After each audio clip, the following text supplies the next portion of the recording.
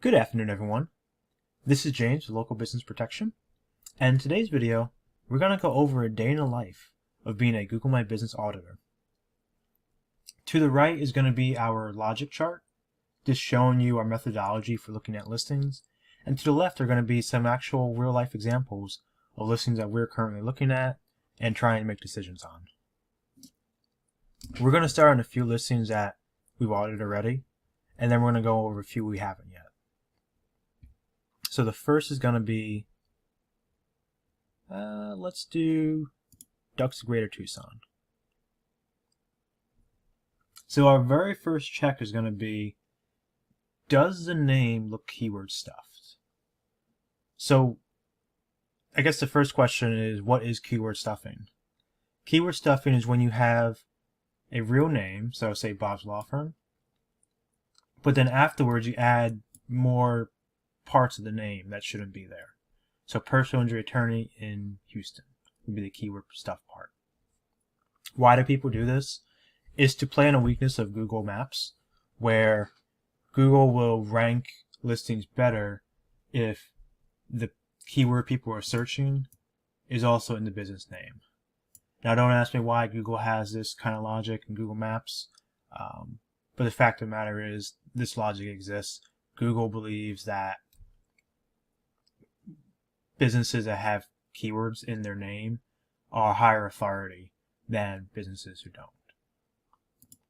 So what happens is it creates this environment where people add keywords to their name to try to rank better in Google Maps. So for our example on the left, we see Ducks of Greater Tucson and Oro Valley. So right away, just from past experiences, this looks keyword stuff to me. And just glancing at the truck, we can see Ducks is very likely the real name of the business, and the rest of this is keyword stuffed. So our logic says here, if keyword stuff, check website for correct name, make suggested edits to the listing's name. So we see the picture up here. We don't really have to check the website.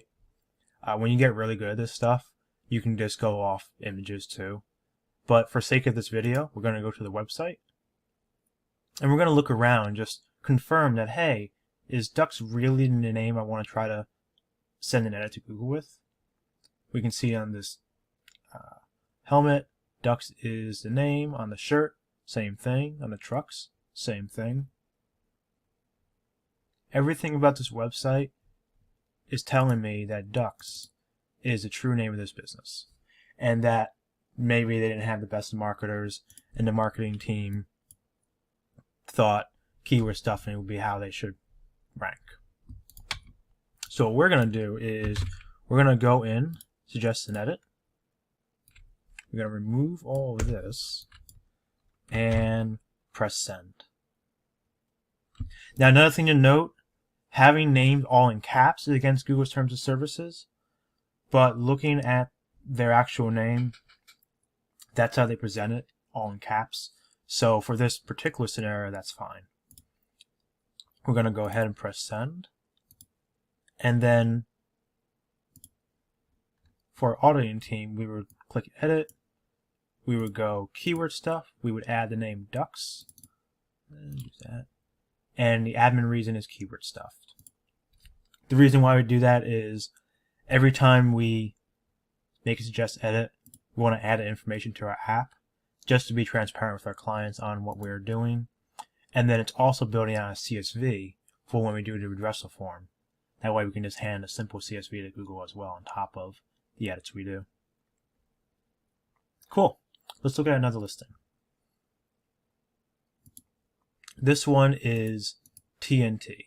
So this is another listing we previously worked on. TNT Cleaning and Restoration was the original name. And same scenario, but this one's a little harder to determine. The other one was kind of obvious, right? This one's a little tougher, because if we went to the website, you can see that it says TNT Cleaning and Restoration LLC. Well, with Ducks, it wasn't even on the truck. It wasn't even on the website. Here it's on the website. It says TNT Cleaning and Restoration LLC. We can also see on the website it references just TNT. And that was kind of the first indication. It's like, huh, Maybe they're really called TNT. I don't really 100% know for sure.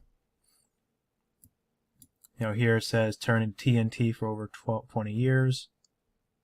But I've also seen plenty of businesses out there that have that formula of, say, Bob's Law Firm Personal Injury Attorney. And that was actually their real name. Bob's Law Firm Personal Injury Attorney LLC, or what have you. But I was like, you know what? I think it's worth taking that chance with Google, just out of instinct, just from past data, going, let me just try to make a suggest edit to Google and see if they take it. Worst case scenario, Google says no. And that's the cool thing about it is everyone in the world can make an edit to Google, but it's up to Google to accept or deny those edits. Now that might make you think then, well, why not just plaster the entire internet with random suggest edits to Google? Well, if you do that, there's a very strong belief out there that there's a trust core built behind your profile that you're sending edits to. If we go here and we can see contributions, we can see that this particular Gmail account is level 6. But if you were to, and all these edits were under the same flow of logic. None of them were done in a malicious way. There could have been mistakes made, or there could have been things where Google didn't approve it or agree with us, like this one that didn't agree with us has not applied. But as long as you're doing it with good intent, you should have, in theory, more accepted edits than denied edits. And then even if they are denied, if you send a redressive form out as well, then they'll still get accepted if Google was to review them. They were done under the assumption something's being broken on Google's terms of services. But if you were to just send all bad edits to Google, eventually your account's just going to get turned off. You're just going to get hard suspended, and that'll be it. So let's look at another listing. Let's look at ambient air. And this is a listing we haven't looked at yet. I haven't looked at it yet. So does the name look keyword stuffed here? No. Because I can't really say to myself, what is the real part of this? I mean, it looks fine. If we go to their website, see if it loads.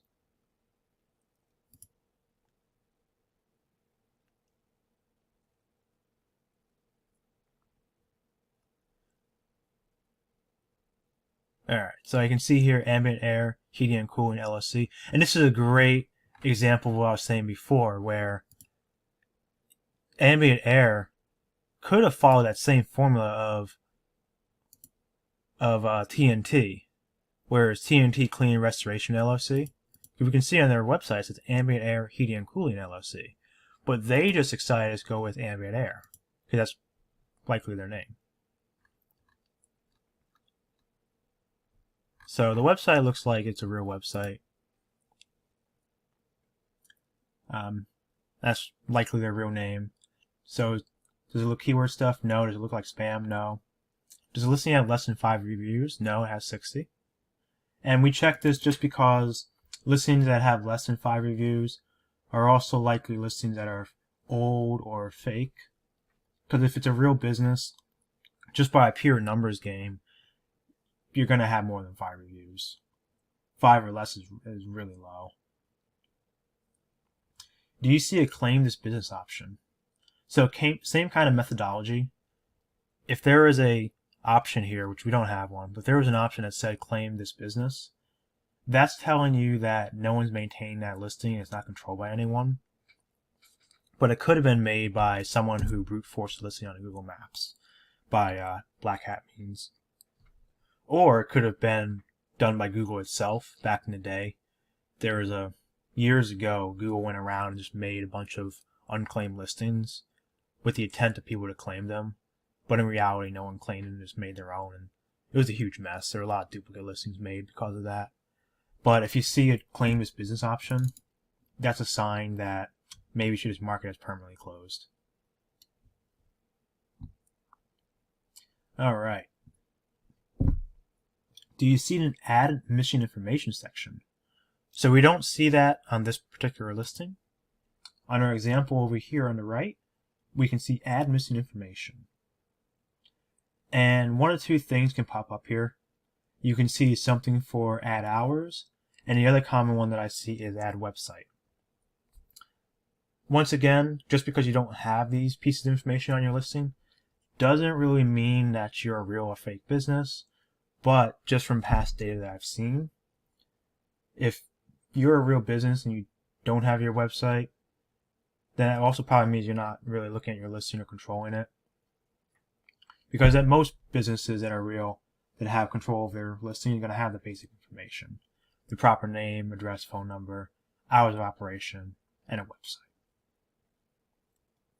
So, based off that assumption, I would actually send a suggestion to Google going, hey, I think this listing is permanently closed. I don't think it's open anymore.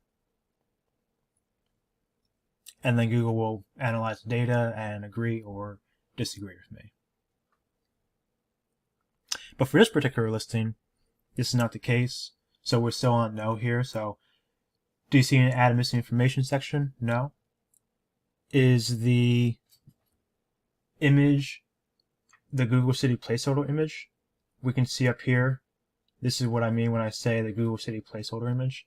It's just the default thing that Google puts up. It means you have no images. No. But what I do see is a street view image, and that to me is an indicator that, hey, this could be a little suspicious. Does the listing have an address? So yes, the listing has an address. If it didn't have an address, it would be considered a service area business, and at that point we would have to use our judgment to determine, hey, do we think this business is real or fake based off the website itself. If it was a case that this was a service area business that couldn't go into the street view, based on the website and everything else I've seen, I would say it's a real business. And that's just because it's not keyword stuff, has a lot of reviews, the website looks quality, like it's not spammy or made by AI or anything crazy. But because it's an address, the next thing we're going to do is go to the Google Maps Street View. I'm going to click this little person icon here. I'm going to click onto the street, and what we're going to be looking for is, one, do we see a UPS store or virtual office? So it is against Google's terms of services to verify listings at a UPS or a virtual office building. The reason for that is if you have an address in Google Maps, you're saying to the world, hey, anyone can come here and visit me. And I don't see that here. I think everyone knows what this decision is going to be just based off that sign. But let's just keep going through the logic here. Do you see signage proving the business exists? So we're in a Google Street View. This is not a still image. And don't get tricked. A lot of the people who make fake listings will make this listing here a still image. So maybe pretend this had a sign here, right? Pretend it said ambient air. And you might go, oh, this is real, but it's a still image. It could be photoshopped. You don't know what they did to that image. So you want to make sure you're looking at the street view where you can move around the camera. And we can see right here, yeah, there's a sign, ambient air. Perfect. So take no actions. It's a real listing. Now let's say we couldn't find any proof that his business existed, and we're looking around for signage, we're looking around for vehicles. I think I skipped this one. Is there a vehicle here proving the business exists? So even if there was no sign, if I was personally able to see a vehicle that had their name on it, then I would call it a real business. It's still technically against Google's terms of services. See here, back here, we can see ambient air. But if I see the vehicles have the name, that's fine. I let it go. So then if the listing has less than 5 reviews, I will mark it as doesn't exist here. I'm sorry, this should be flipped. If it has less than 5 reviews, permanently closed. If it has more than 5 reviews, doesn't exist here. And that concludes our video. Let us know if you have any questions. Take care.